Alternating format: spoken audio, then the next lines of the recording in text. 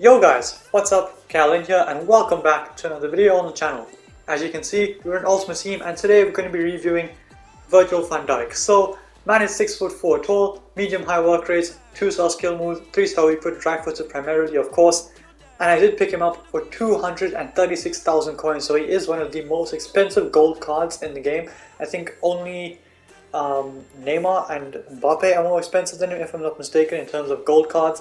But with that being said, heading into the attribute details, I've got the Shadow Chem style on him, so with that it does boost the acceleration all the way up to 76, and the sprint speed goes up to 99, which you can really feel in game. He's got 81 shot power, which is decent, but you don't really need to shoot with this card, it's not the main point of him. He's got 79 short pass, 86 long pass, and 65 vision. The dribbling on the card isn't great, but it's decent, of course.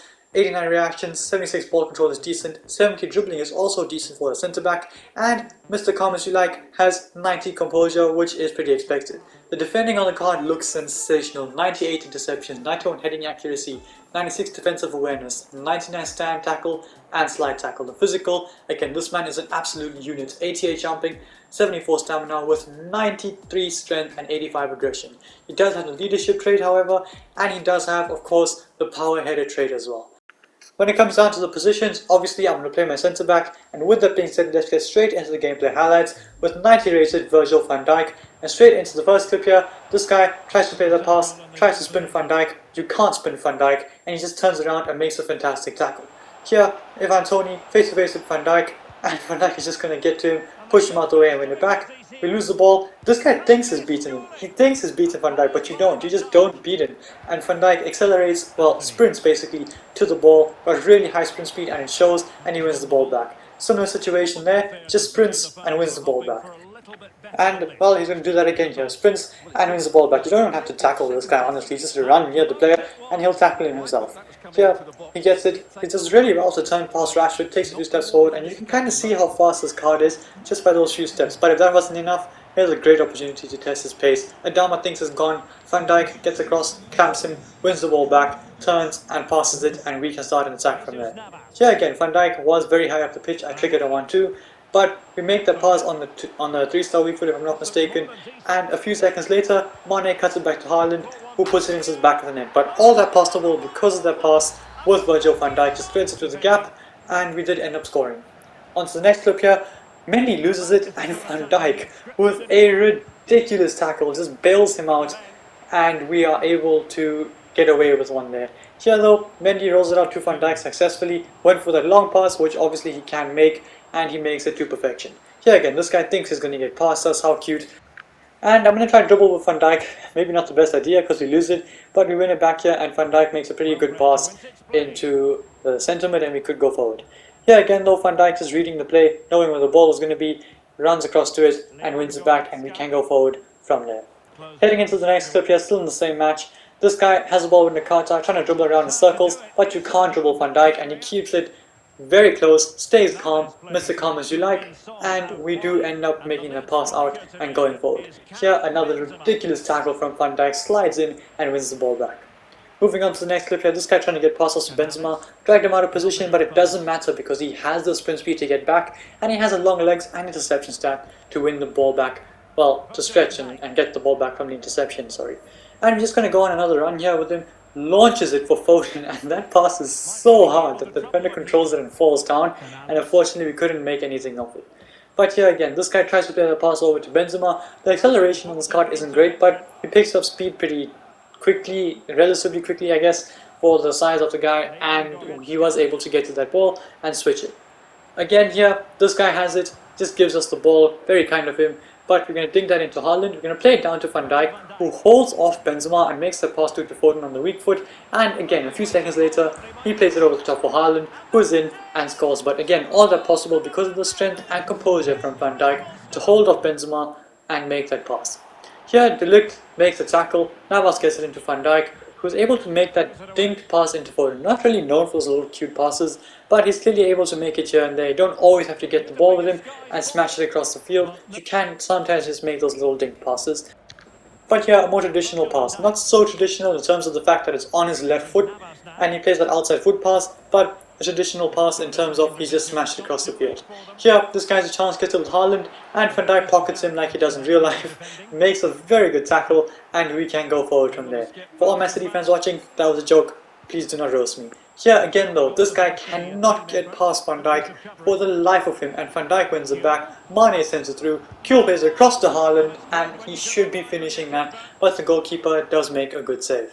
Again here, Goretzka has it, plays it into Mane, he thinks he can turn against Van Dijk, he just can't do anything against Van Dijk, it's not physically possible, and he wins the ball back and makes that pass afterwards. Here, Navas completely misses the tackle, but again Van Dijk in the right place at the right time, makes the interception, and we can go forward from there.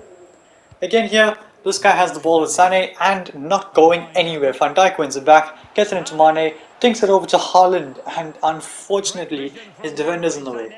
But here again, brilliant pace from Van Dijk, really steps on the gas there, and is able to reach that ball ahead of Sadio Mane, who, mind you, is very fast in this game and very good. But Van Dijk is making him look like he cannot even control the ball. So honestly, this Van Dijk card is absolutely sensational. Again, Mane gets it here, gonna try and get past Van Dijk. Can he get past him? Yes, he can. Once, twice, three times. No, he can't. Van Dijk steps in, makes a good interception, and I try to dribble out with him here. I thought I got the better of his man, but this guy puts in a very good tackle. Gattuso is there, gets the pass into Van Dijk again, basically showing us how it's done. Van Dijk gets it here, and this time we are able to make that pass before losing it. But that was the last clip of this video, and with that being said, it is time to review the card. And as you guys can see, we played 5 games with him, and no goal contributions as expected, but 2 yellow cards, which I suppose comes with the territory. If you are playing with a big defender like Van Dijk, you are going to push over attackers and most of the time end up fouling them because of the sheer size and power that Van Dijk has. But it is what it is, that's always been the case with Van Dijk. So anyway, heading into the attribute details, the pace on the card is sensational. You cannot get past him, and if you do manage to accelerate past him, he's very easily just going to turn the corner and tackle you. So the sprint speed on this card is sensational. It honestly feels like it's 99, and the acceleration isn't too bad either, because this guy, you try and accelerate past him, he's going to stick out a leg and win the ball back anyway. So the pace on the card is phenomenal. I'm going to go ahead and give him an 8.6 out of 10. You heard me right, 8.6. The passing on the card, okay, well, the shooting is irrelevant. He's a centre back, you're not really going to shoot with him. But the passing on the card is very good as well. The short passing he makes pretty easily, and the long passing is sensational as it is in real life. So for passing, I'm going to go ahead and give him an 8 out of 10. Crossing, free kicks, curve, doesn't really matter. He's playing a centre back. His job is to make those short passes to your CDM and occasionally that long diagonal over to your winger if it's free, depending on what formation you play. So passing, an 8 out of 10. When it comes down to the dribbling, this guy's dribbling isn't great, but he does feel very calm on the ball. I know it's weird to say that about a game, but honestly, he doesn't panic. Like occasionally, sometimes you have the ball, for example, I tried that centre-back Joe Gomez, and in certain positions he just takes heavy touches, etc. But that's not the case with Van Dijk. He's able to keep calm basically and just make those passes regardless of how much pressure he's under. Of course, sometimes you try and dribble out with Van Dijk, he is going to lose it. He's not a dribbler with the ball, but he can hold off players and pick a pass. So the dribbling on the card is decent, but the actual touches on the ball, not so much. So dribbling, I'm going to go ahead and give him a 7 out of 10. It is pretty decent, but he's a centre-back, a big centre-back at that, so you're not expecting him to be able to dribble like Prime Messi.